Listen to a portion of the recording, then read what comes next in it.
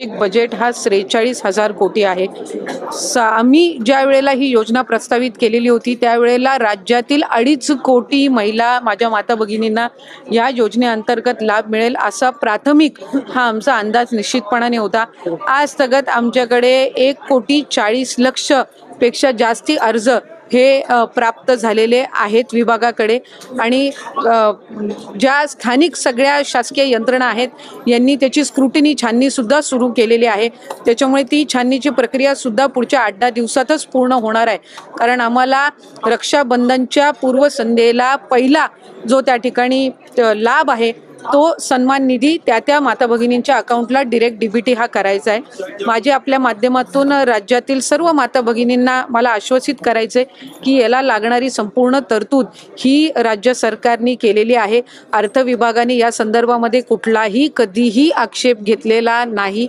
पहिल्या टप्प्यामध्ये लागणारा जो निधी आहे साधारणपणे या वर्षाला लागणारा जो निधी आहे याची तरतूद ही अर्थ विभागाने निश्चितपणाने केलेली आहे। त्यामुळे कुठल्याही पद्धतीची चिंता नसावी। या उलट मी आपल्या माध्यमातून सांगेन की आम्ही ज्या वेळेला विभाग म्हणून ही योजना प्रस्तावित केलेली होती त्यावेळेला आम्ही 21 ते 60 हा वयोगट प्रस्तावित केला होता। त्याच्यावर ज्या वेळेला अर्थ व नियोजन मंत्री अजितदादांकडे बैठक झाली त्यावेळेला त्यांनी हा 60 वरून 65 करावा अशा सूचना या त्यांनी दिल्या आणि 60 आणि 65 या वयोगटातील जर लाभार्थ्यांची आम्ही संख्या काढली तर ती साधारणपणे 14.5 लाख होते।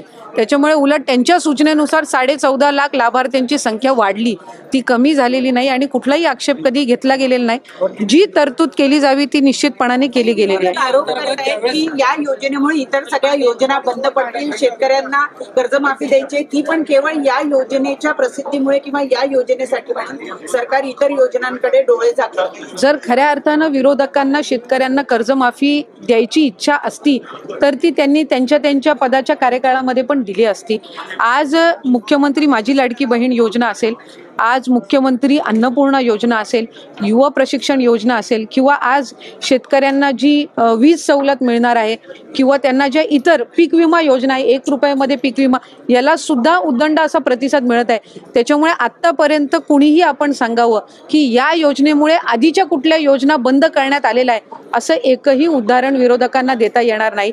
संजय गांधी निराधार योजना असेल, तुमची वयोश्री योजना असेल, ह्या सगळ्या आधीसारख्या कार्यरत आहेत।